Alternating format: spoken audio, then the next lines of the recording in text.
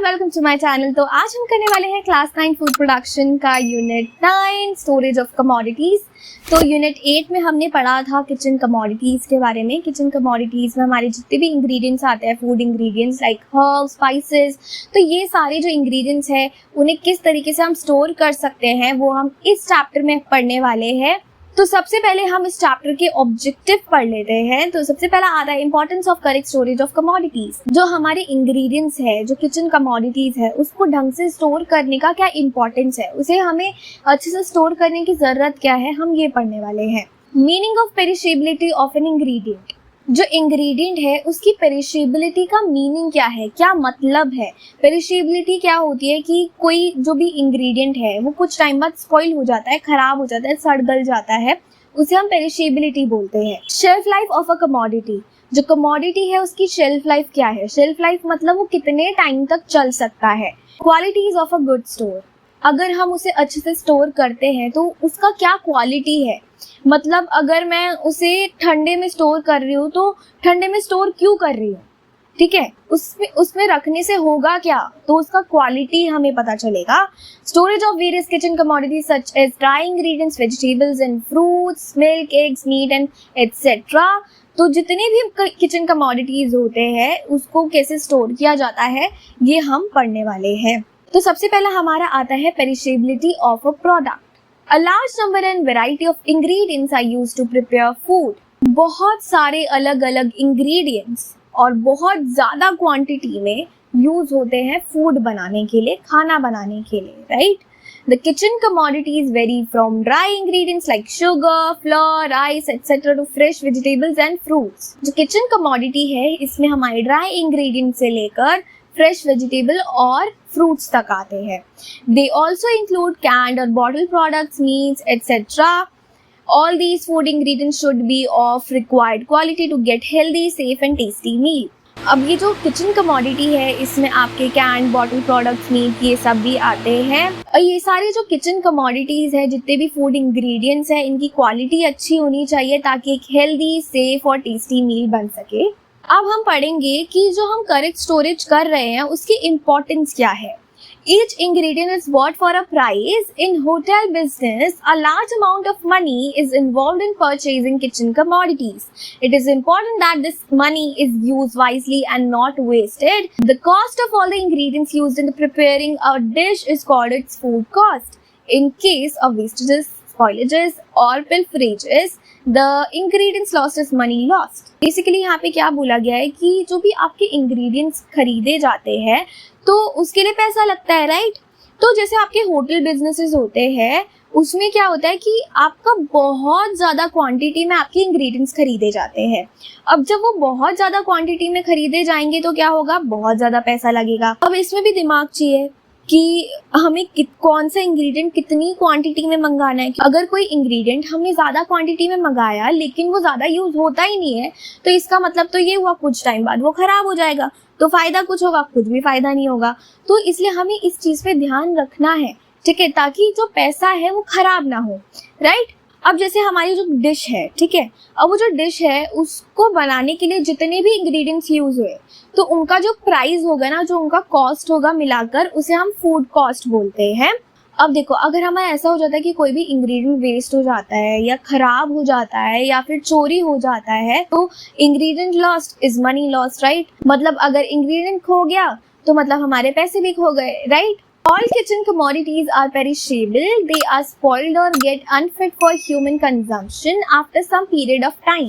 The time during which the ingredient can be stored and used safely is called shelf life of a product. जो kitchen commodities होती है वो perishable होती है। Perishable मतलब वो सड़ गल जाती है कुछ टाइम बाद और वो ह्यूमन कंजम्पशन के लिए ठीक नहीं होती है। और जितने टाइम तक हमारा जो इंग्रेडिएंट है वो सेफली स्टोर्ड रहता है, ठीक है, खाने लायक रहता है, तो उसे हम shelf life of a product बोलते हैं। कि मतलब अगर जैसे कोई भी प्रोडक्ट है, कोई भी इंग्रेडिएंट है, वो 12 दिन तक हमारा ठीक रहेगा, 12 दिन बाद खराब हो जाएगा, ठीक है, तो वो जो 12 दिन है ना वो उसकी शेल्फ लाइफ है, ठीक है। Quality of ingredients is an important criteria to determine quality of the dish prepared using these ingredients. देखो हमारी जो डिश की क्वालिटी है कि हमारी डिश बहुत टेस्टी है, हेल्दी है, तो ये चीज़ हम कैसे डिटरमाइन कर सकते हैं, कैसे डिसाइड कर सकते हैं कि हमारा जो इंग्रेडिएंट उसमें यूज़ हुआ है वो ढंग का है या नहीं है. अगर वो ही ढंग का नहीं होगा तो फिर हमारी डिश भी ढंग की नहीं होगी, मतलब वो हेल्दी नहीं होगी, right? All the ingredients cannot be procured from market immediately as and when they are required by chef. Therefore, some quantity of ingredients is always bought in advance. देखो जितनी भी इंग्रेडिएंट्स हैं उसे हम ऑन टाइम नहीं लेके आ सकते हैं मार्केट से, कि जैसे अगर शेफ़ को अभी ज़रूरत पड़ी है तो अभी के अभी हम टमाटर ले आए या अभी के अभी हम कुछ और इंग्रेडिएंट ले आए, तो ऐसा हमारे लिए पॉसिबल नहीं है.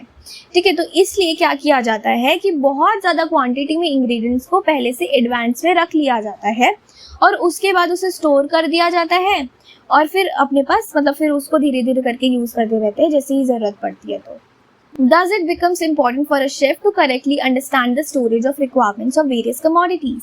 अगर कोई सब्जी है, ठीक है, कोई वेजिटेबल है और उसे बाहर नहीं रखा जाता है, रूम टेम्परेचर पे नहीं रखा जाता है, ठीक है, उसे ठंडी जगह पे रखा जाता है और हमें ये चीज़ पता ही नहीं है, तो कुछ दिनों बाद वो ख़राब हो जाएगा और हमारा पैसा पूरी तरीके से ख़राब हो जाएगा, है ना. तो इसलिए जो शेफ़ है उसे ये चीज़ पता होनी चाहिए कि किस तरीके से किस किचन कमोडिटीज़ को रखा जाता है, किस तरीके से स्टोर किया जाता है, राइट. पेरिशेबिलिटी ऑफ प्रोडक्ट क्या होती है, जितने भी फूड स्टफ, जितना भी खाने का जो सामान होता है, अगर वो ख़राब हो जाता है, स्पॉइल हो जाता है, तो उसे हम पेरिशेबल प्रोडक्ट बोलते हैं. पेरिशेबल प्रोडक्ट वो जो खराब हो जाता है कुछ टाइम बाद. Hence with time and storage conditions, quality of all the food ingredients deteriorate. If such ingredients are used in cooking, they may cause diseases and may not taste well. अब जो हमारे पेरिशेबल प्रोडक्ट्स हैं वो कुछ time बाद खराब हो जाते हैं, राइट. तो मतलब अगर हमारी स्टोरेज कंडीशन अगर अच्छी होगी, ठीक है, तो वो थोड़ा ज़्यादा टाइम के लिए चल जाएंगे, लेकिन ज़्यादा टाइम के लिए वो नहीं चलेंगे, ठीक है. मतलब बहुत ज़्यादा टाइम के लिए वो नहीं चलते हैं, कुछ टाइम बाद वो ऑब्वियसली ख़राब ही हो जाएंगे, चाहे आपकी कितनी ही अच्छी स्टोरेज कंडीशन क्यों ना हो. और अगर हमने ऐसे ख़राब इंग्रेडिएंट्स को अपनी डिशेस में यूज़ किया तो एक तो टेस्ट अच्छा नहीं आएगा, दूसरा हमें बहुत सारी डिजीज़ेज हो सकती हैं, ठीक है, food borne diseases. Shelf life of an ingredient is the length of time for which a commodity may be stored in required condition without becoming unfit for use, consumption or sale. देखो shelf life क्या होती है किसी भी ingredient की, कि ये एक लेंथ ऑफ टाइम होता है जिसमें जो हमारा जो कमोडिटी है वो स्टोर किया जा सकता है एक रिक्वायर्ड कंडीशन में without becoming unfit for use. जैसे आपके पास कोई इंग्रेडिएंट है, ठीक है, और वो जो इंग्रेडिएंट है वो उसे आपने बहुत अच्छे से स्टोर किया, ठीक है, बहुत अच्छी कंडीशन, जो भी उस कंडीशन चाहिए थी वो आपने कंडीशन दी, लेकिन स्टिल वो कुछ ही दिनों के लिए आपके पास क्या रहेगा, ठीक रहेगा. तो वो जो कुछ दिनों के लिए वो ठीक रहेगा ना, उसी को हम शेल्फ लाइफ बोलेंगे. अब आता है टेक्निक्स ऑफ स्टोरेज, कि स्टोर करने की क्या क्या टेक्निक्स है. There is no exact method to determine how long a food will maintain quality and be safe to eat because many conditions affect quality.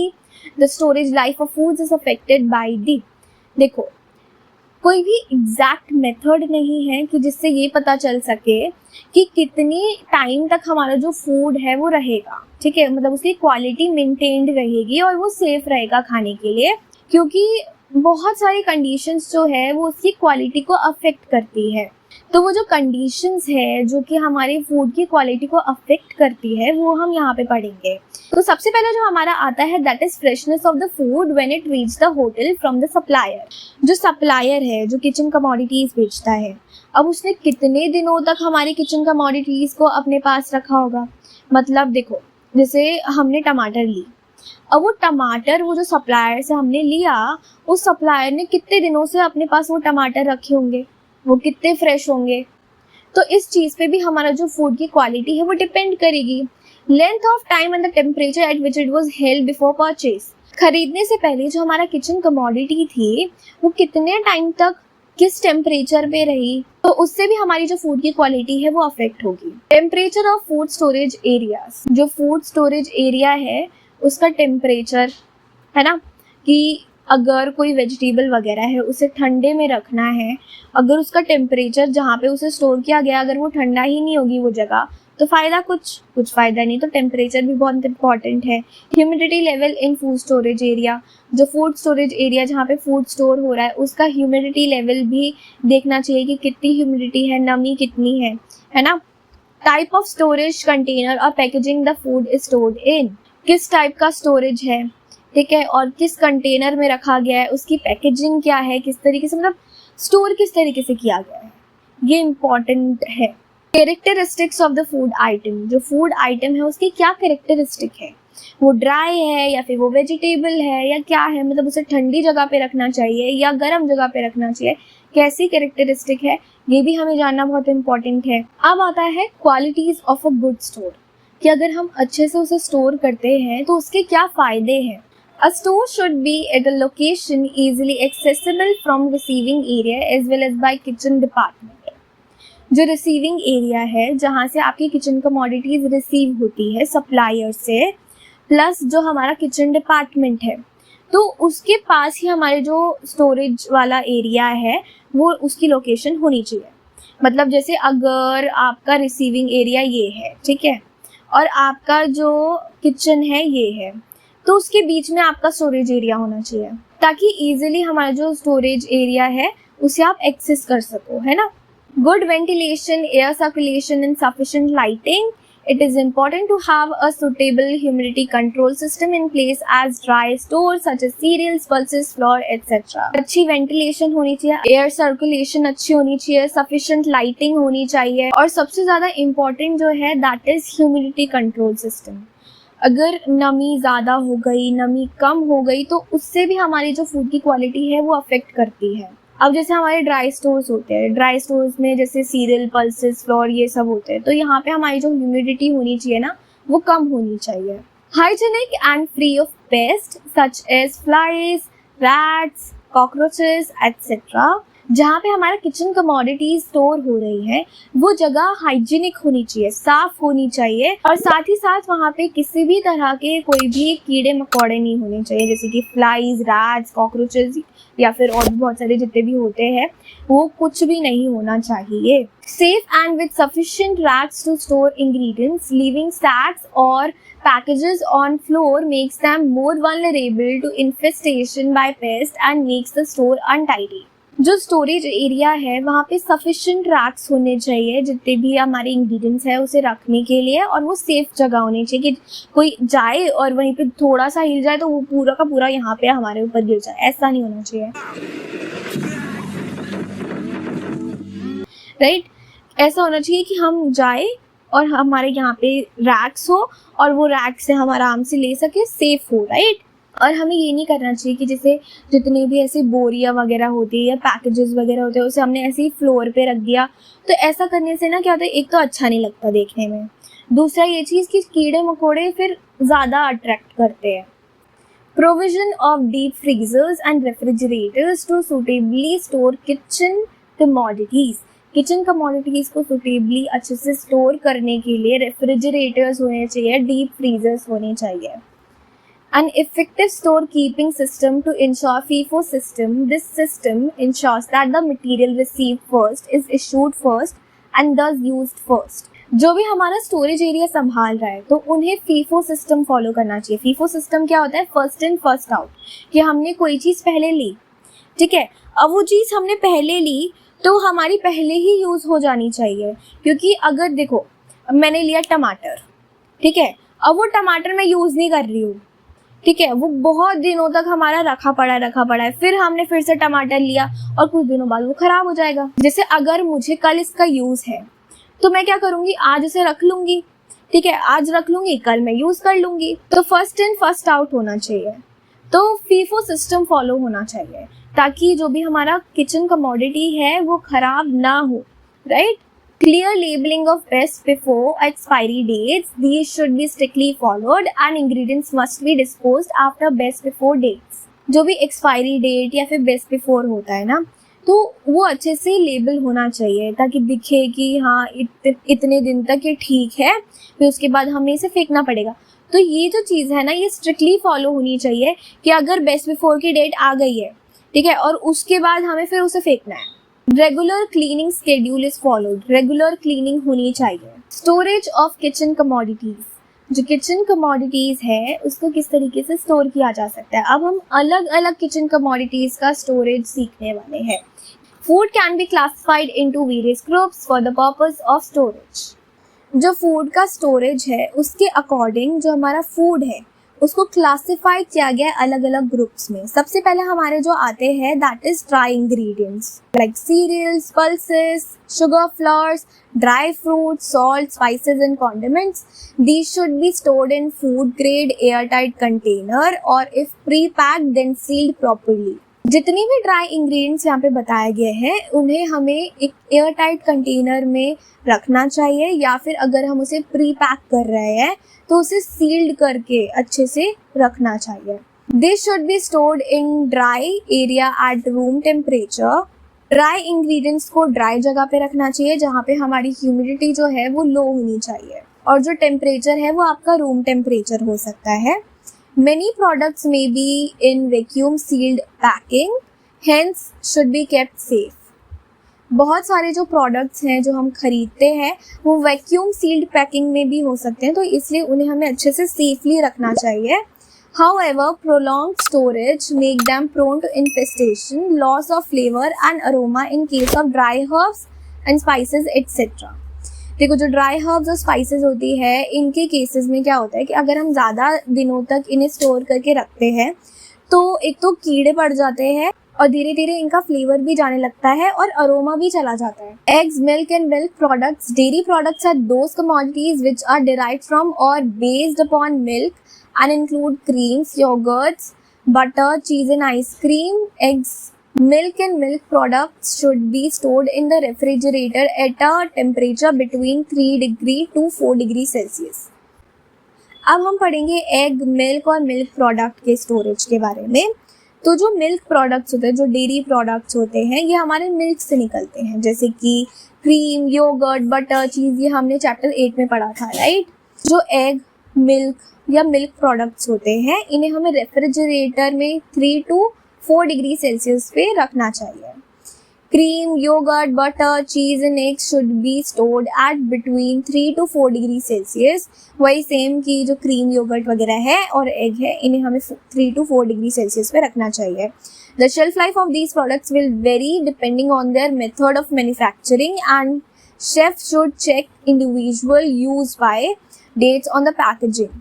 जो शेल्फ लाइफ है इन products की, वो डिपेंड करती है कि किस तरीके से, किस कंडीशन में, किस मेथड से उसे मैन्युफैक्चर किया गया है. और जो शेफ़ है उसे इंडिविजुअली सारे प्रोडक्ट्स को चेक करना चाहिए कि कहीं वो तो ख़राब तो नहीं हो गया, मतलब उनकी डेट तो नहीं आ गई, एक्सपायरी डेट, ठीक है.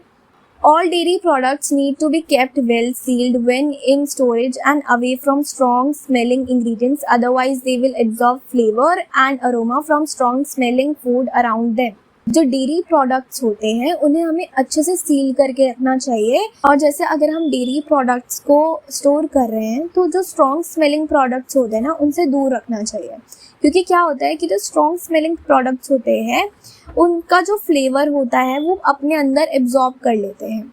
Vegetables, fresh herbs and fruits. Many vegetables need not be refrigerated and are good in dry room temperature conditions for a reasonable length of time depending on type of vegetables. अब हम पढ़ेंगे vegetable और जो जितने भी fresh herbs होते हैं और फ्रूट्स होते हैं उन्हें हम किस तरीके से स्टोर कर सकते हैं. जैसे आलू होता है, प्याज होता है, तो इन्हें हमें रेफ्रिजरेट करने की ज़रूरत नहीं पड़ती है. हम इन्हें रूम टेम्परेचर पे ड्राई कंडीशन में ही रख सकते हैं. तो इस हिसाब से हमें ये क्या पता चलता है कि जो हमारा वेजिटेबल है उसका क्या टाइप है, उस पर हमारा जो स्टोरेज है वो डिपेंड करता है. सबसे पहला जो हमारा आता है that is cool and dry. Onion, potatoes, garlic, bananas, pineapples etcetera, they should be stored at about 18 degree Celsius with good air circulation around them. जो अनियन, पोटैटो, गार्लिक, बनाना, पाइनएप्पल ये सब होते हैं ना, तो इन्हें हमें कूल ड्राई कंडीशन में रखना चाहिए, मतलब जहाँ पे 18 डिग्री सेल्सियस हो और अच्छा एयर सर्कुलेशन हो. दूसरा आता है cool and moist. Most vegetables and fruits as well as fresh herbs are stored in refrigerators. They are stored at about 5 degree Celsius. बहुत सारे जो वेजिटेबल्स होते हैं, फ्रूट्स होते हैं, साथ ही साथ जो बहुत सारे फ्रेश हर्ब्स होते हैं, उन्हें हमें रेफ्रिजरेटर्स में रखना चाहिए और टेम्परेचर हमारा होना चाहिए 5 डिग्री सेल्सियस. तीसरा आता है warm and dry, pumpkin, sweet potatoes, dried hot paper. तो ये सारी जो चीज़ें हैं ये वार्म और ड्राई कंडीशन में रखी जानी चाहिए। अब हम देखेंगे कि जो मीट है उसे हम किस तरीके से स्टोर कर सकते हैं। Fresh meat and poultry should be stored between 1 and 3 degree Celsius. जितनी भी फ्रेश मीट या पोल्ट्री है उसे हमें 1 to 3 डिग्री सेल्सियस पे स्टोर करना चाहिए। All meat and poultry should be stored on clean trays and covered with plastic wrap.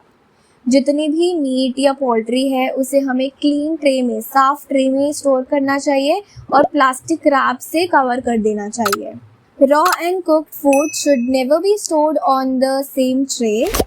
कच्चा या पका हुआ जो फूड है उसे हमें उसी सेम ट्रे पे नहीं रखना चाहिए, स्टोर नहीं करना चाहिए। Meats are also cut, vacuum sealed and labeled in butchery and stored frozen at about -18 degree Celsius in deep freezers. जो मीट है उसे कट करके, वैक्यूम सील करके उसे लेबल कर देना चाहिए और उसे स्टोर करना चाहिए फ्रोजन -18 डिग्री सेल्सियस पे डीप फ्रीजर में। Seafood has a very short shelf life and must be stored with extra care. जो सी फूड होता है इसका जो शेल्फ लाइफ होता है ना बहुत छोटा होता है, ठीक है, बहुत जल्दी ख़राब हो जाता है मतलब, इसलिए हमें ना इसे बहुत अच्छे से एक्स्ट्रा केयर के साथ स्टोर करना चाहिए। It should be stored at 1 degree Celsius. इसे 1 डिग्री सेल्सियस पे स्टोर करना चाहिए। Seafood should be wrapped in plastic film and stored in the coldest part of the cool room on a bed of crushed ice. जो sea food है इसे हमें rap करना चाहिए प्लास्टिक फिल्म में, मतलब जैसे हमने मीट को किया था वैसे ही हमें सी फूड को भी करना है, ठीक है। और इसे हमें स्टोर करना है ऐसी जगह पे जहाँ पे बहुत ज़्यादा ठंड हो और साथ ही साथ मतलब क्रश्ड आइस होनी चाहिए, उसके ऊपर आप इसे रख दो, ठीक है, मतलब बहुत ज़्यादा एक्स्ट्रा केयर इसे चाहिए। इट में ऑल्सो भी vacuum sealed, labelled and stored frozen at -18 degree Celsius in deep freezers. इसे भी हम वैक्यूम सील करके फिर लेबल कर सकते हैं और इसे -18 डिग्री सेल्सियस में डीप फ्रीजर पे स्टोर कर सकते हैं। अब जैसे हमारे फ्रोजन प्रोडक्ट्स होते हैं उन्हें हम कैसे स्टोर कर सकते हैं, जैसे आइसक्रीम, ठीक है, तो ice cream should be stored at about -18 degree Celsius. इसे हमें -18 डिग्री सेल्सियस पे डीप फ्रीजर्स के अंदर स्टोर करना चाहिए और इसे ना स्ट्रॉन्ग स्मेलिंग इंग्रेडिएंट से दूर रखना चाहिए क्योंकि ये भी तो हमारा डेयरी प्रोडक्ट ही है, राइट। सिमिलरली फ्रोजन वेजिटेबल्स और ready to eat items should also be kept in deep freezers. जितने भी फ्रोजन वेजिटेबल्स होते हैं या ready to eat food items होते हैं उन्हें भी हमें डीप फ्रीजर में ही रखना चाहिए। अब नेक्स्ट आते हैं कैंड या फिर bottled products.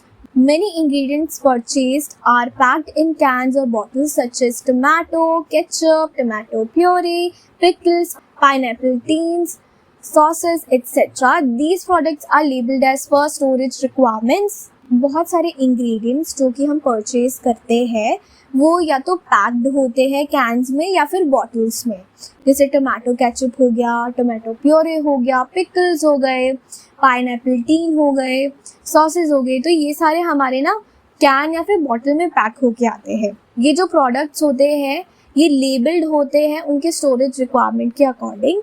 They should be stored as per manufacturers instructions.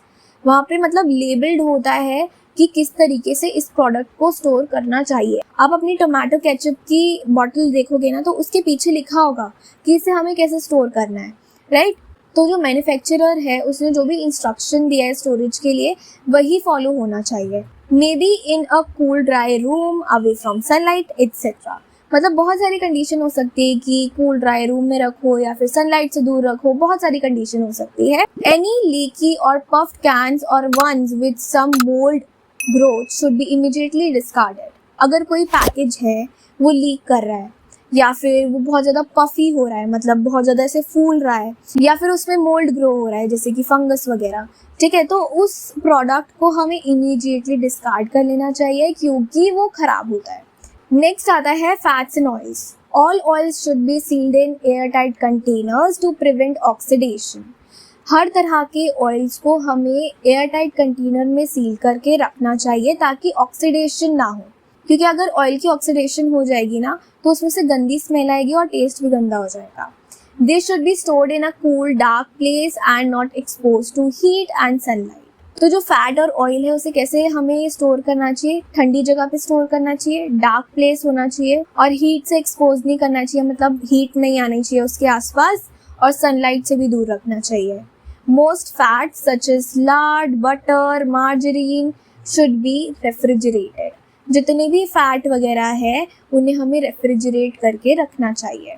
Thus, proper food storage help maintain food quality by retaining flavor, color, texture, and nutrients while reducing the chance of contracting a foodborne illness. अभी जितना भी हमने पढ़ा तो ये सारी चीज़ें हमारे लिए बहुत इंपॉर्टेंट है ताकि हम क्या कर सके, हमारे जो फूड की क्वालिटी है उसे हम मेंटेन कर सके, उसका जो फ्लेवर है उसे हम उसे रिटेन कर सके, उसका कलर, टेक्सचर, न्यूट्रिएंट, तो इन सब चीज़ों को हम ऐसे कि ऐसा मेंटेन कर सके।